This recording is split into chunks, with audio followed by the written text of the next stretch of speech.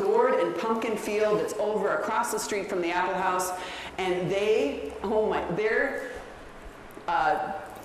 product of what they come up with is amazing. Their harvest is amazing, and that's what you see in the Carol Levin backyard every single season. We're so lucky to have Jenny Thule here with her husband John. You guys are the ones who grow all of those. Yes. How many? 400 varieties this year. 400. Well, you brought like 7,000 Yes, to we Carol did. Levin. Actually, so. we had one of each 400 in the backyard there. So I we're know. excited to have all of them featured every day with you. And Oh, it's so wonderful. John, thank you for joining us as well. We so appreciate you and everything that you do here at the Arboretum. Of course, the wine and the gourds and the squash, and I'm sure a plethora of other things. What are we making this morning? we're going to make a butternut squash tart. And what I did was I went ahead and made it a little bit ahead of time. I kind of skipped ahead. So what I did was roll out puff pastry and then put a little bit of creme fraiche on the bottom, and then layered butternut squash on top. So do you use a mandolin?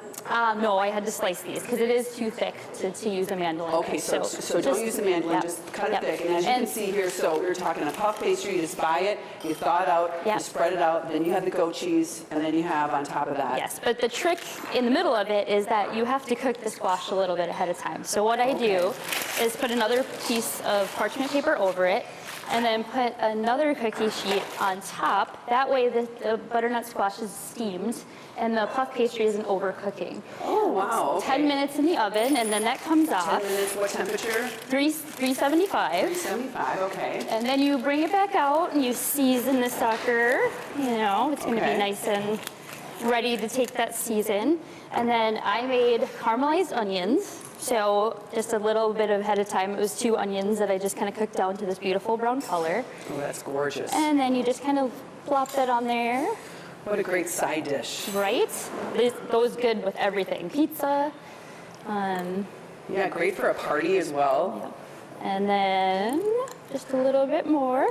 And then you put a little bit of your goat cheese on, Okay. kind of spread it out. All right. Okay. And then that whole thing goes back in the oven after you do a little bit of an egg wash, just around the edges. Okay, around the edges of the Yep. puff pastry. Just so it'll puff Okay. up nice and golden. All right. And then blah, blah, blah, goes back in the oven for about 15 minutes. And then ta-da! Here And then comes ta-da, John.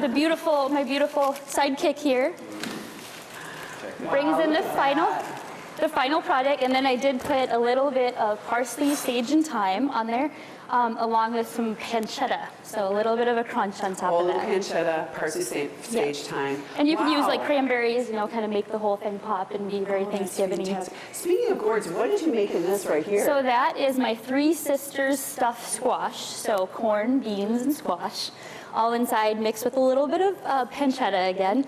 Then of course that squash kind of mixed in. Are these your pies? That's an apple pie. Look at that, I how made 2 beautiful. apple pies. And then this is squash gnocchi.